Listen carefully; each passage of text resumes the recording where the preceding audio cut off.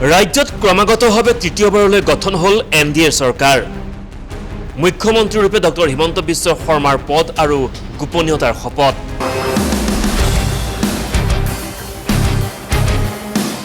নতুন মন্ত্ৰীসভাত 4গৰাকী কেবিনেট মন্ত্ৰীৰ স্থান। ইতিহাস সৃষ্টিৰে দিছপুৰত একেৰাহে তৃতীয়বাৰলৈ উৰিল NDAৰ গেৰুৱা নিচান। ইয়াৰ লগে লগে ৰাজ্যত একেৰাহে দ্বিতীয়বাৰলৈ মুখ্যমন্ত্ৰী হিচাপে শপত লোৱা প্ৰথমজন অকংগ্ৰেছী নেতাত পৰিণত হ'ল মুখ্যমন্ত্ৰী ডক্টৰ হিমন্ত বিশ্ব শৰ্মা।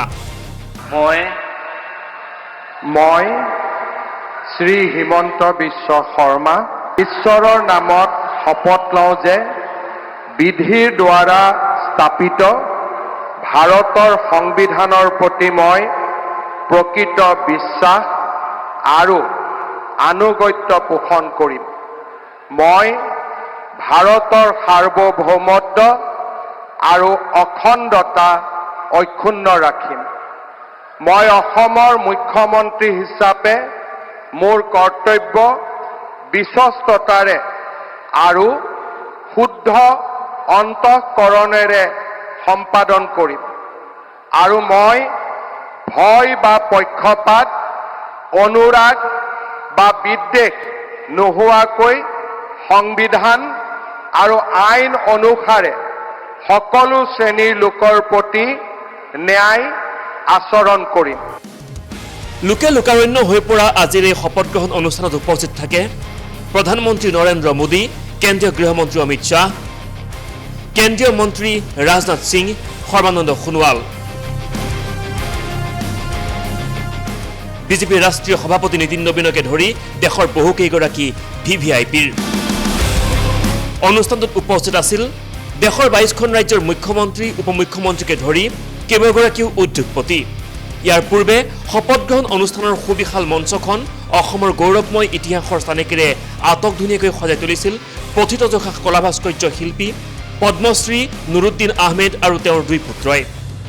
শিল্পীগৰাকীৰ হাতৰ পৰশত সুবিশাল মঞ্চত প্ৰাণ পাই উঠিছিল মা কামাখ্যা দেৱালয়, গুৰুজনৰ আপুৰুগীয়া সৃষ্টি বটদ্ৰৱা থান আৰু আহোম সাম্ৰাজ্যৰ গৌৰৱগাথাৰ প্ৰতীক ৰংঘৰ। সগৌৰৱেৰে জিলিকি আছিল অসমৰ জাতীয় জীৱনৰ অবিচ্ছেদ্য অংগস্বৰূপ শৰাইখনো।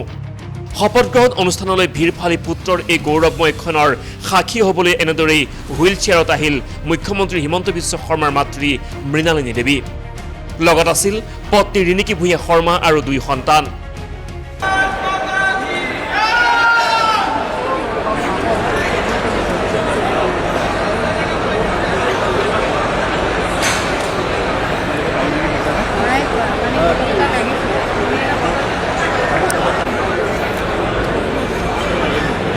মুখ্যমন্ত্ৰী হিমন্ত বিশ্ব শৰ্মাৰ উপৰিও একেৰাহে তৃতীয়টো কাৰ্যকালৰ বাবে কেবিনেট মন্ত্ৰী হিচাপে আজি শপত লয় অগপৰ সভাপতি অতুল বৰাই।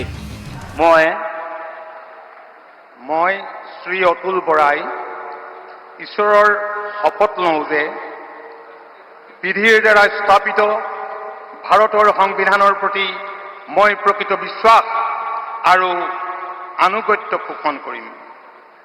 মই ভাৰতৰ সাৰ্বভৌমত্ব আৰু অখণ্ডতা অক্ষুণ্ণ ৰাখিম। মই অসমৰ এগৰাকী মন্ত্ৰী হিচাপে মোৰ কৰ্তব্য বিশ্বস্ততাৰে আৰু শুদ্ধ অন্তঃকৰণেৰে সম্পাদন কৰিম আৰু মই ভয় বা পক্ষপাত অনুৰাগ বা বিদ্বেষ নোহোৱাকৈ সংবিধান আৰু আইন অনুসৰি সকলো শ্ৰেণীৰ লোকৰ প্ৰতি ন্যায় আচৰণ কৰিম। NDAৰ আনটো সহযোগী দল PPFৰ প্ৰতিনিধি হিচাপে চৰণ বড়োৱেও প্ৰথমবাৰৰ বাবে লাভ কৰিলে মন্ত্ৰী হোৱাৰ সৌভাগ্য। आं मुस्रि चरण बर' अबं गसाइनि मुङाव समायखिरा लानानै बुङोदि आङो आयेन खान्थिजों सुजुजानाय भारत संबिजितखौ सैथोयै फोथायगोन आरो गनायगोन। आं भारतनि सार्वभौमत्व आरो खौसेथिखौ रैखा खालामगोन।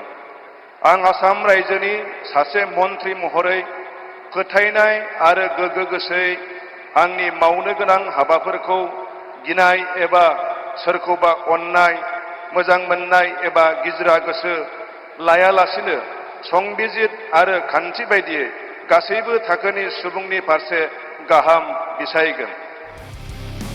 ইয়াৰ উপৰিও মহিলাসকলক প্ৰতিনিধিত্ব কৰা অজন্তা নেওগ আৰু চাহ জনগোষ্ঠীক প্ৰতিনিধিত্ব কৰা ৰামেশ্বৰ তেলীয়েও নতুন মন্ত্ৰীসভাৰ কেবিনেট মন্ত্ৰী হিচাপে পাঠ কৰে পদ আৰু গোপনীয়তাৰ শপত।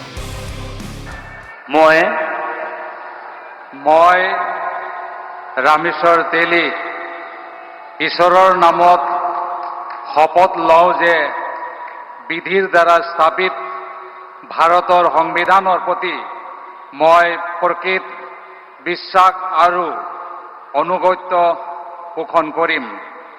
মই ভাৰতৰ সাৰ্বভৌমত্ব আৰু অখণ্ডতা অক্ষুণ্ণ ৰাখিম। মই অসমৰ এগৰাকী মন্ত্ৰী হিচাপে মোৰ কৰ্তব্য বিশ্বস্ততাৰে আৰু শুদ্ধ অন্তঃকৰণেৰে সম্পাদন কৰিম।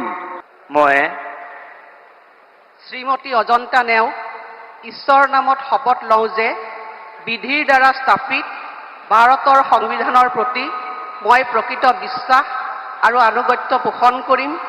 মই ভাৰতৰ সাৰ্বভৌমত্ব আৰু অখণ্ডতা অক্ষুণ্ণ ৰাখিম। মই অসমৰ এগৰাকী মন্ত্ৰী হিচাপে মোৰ কৰ্তব্য বিশ্বস্ততাৰে আৰু শুদ্ধ অন্তঃকৰণেৰে সম্পাদন কৰিম আৰু মই ভয় বা পক্ষপাত অনুৰাগ বা বিদ্বেষ নোহোৱাকৈ সংবিধান আৰু আইন অনুসাৰে সকলো শ্ৰেণীৰ লোকৰ প্ৰতি ন্যায় আচৰণ কৰিম। Bureau report, the news plus.